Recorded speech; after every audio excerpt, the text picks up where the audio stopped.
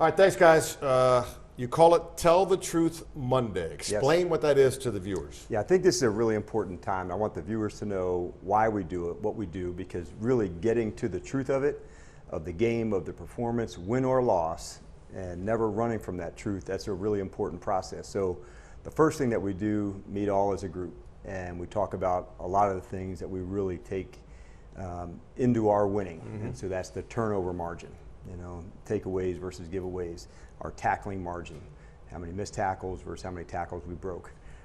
We get into penalties, that same margin, starting field position, and the last one for us is explosive plays, how many they had, we had. So we kind of think of it, Chick, like a head-to-head, what happens in those big 5 categories.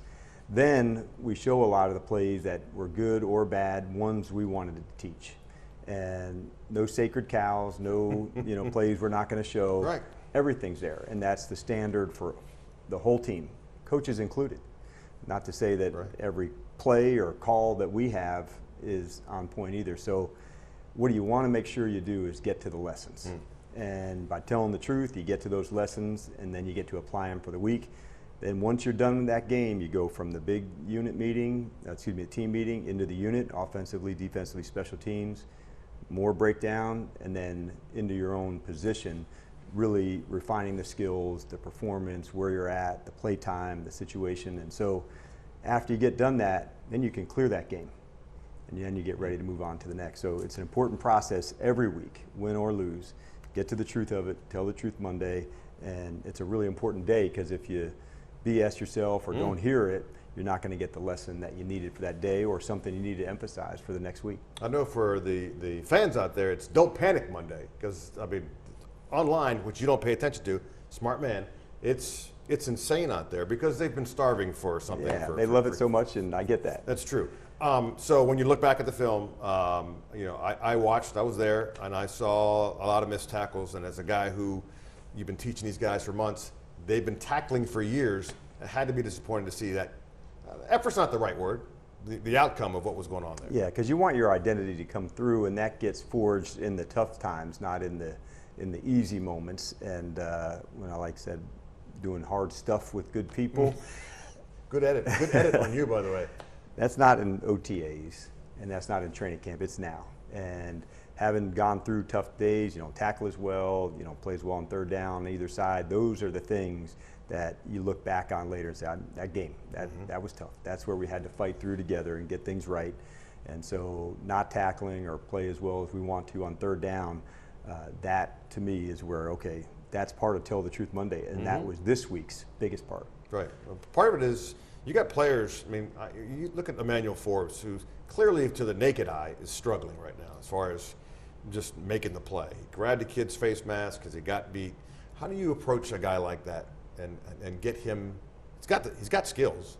How do you get him to where you want him to be? Yes, for Emmanuel, for any of his teammates, to make sure you look at the entire game. What'd you like? What would we do different? And then you put in things during the week to say, all right, what specifically are you going to work on this Wednesday, this Thursday, this Friday, heading into the next performance, to make sure you're aligning your game exactly like you want. So we call it a work on, Chick. Hey, this is what you saw, this is what happened in the game, this is what I'm going to work on during practice. And if you do that over and over again, you keep refining it, that's how you get the improvement. Right. I know it was disappointing.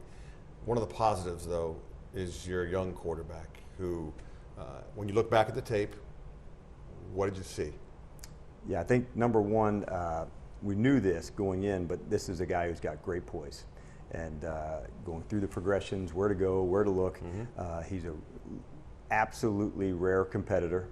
And the things that I did know is when those opportunities that we may have missed, those are ones we're not going to miss very often. Right. And that's what I'm looking to see. It was a tough blitzing, good defense to go. So for his first outing to go against a good, tough unit, I thought that's exactly the type of environment you want to put him in a tough spot against tough people. And he did not blink. One of the guys you mentioned in your press conference last night, B-Rob, Brian Robinson, your eyes kind of lit up. Now you got one big play called back because the referee seeing eye dog was still stuck in the back. I'm not sure what that was. I'll let you get in trouble for that one. Yeah, I can get in trouble.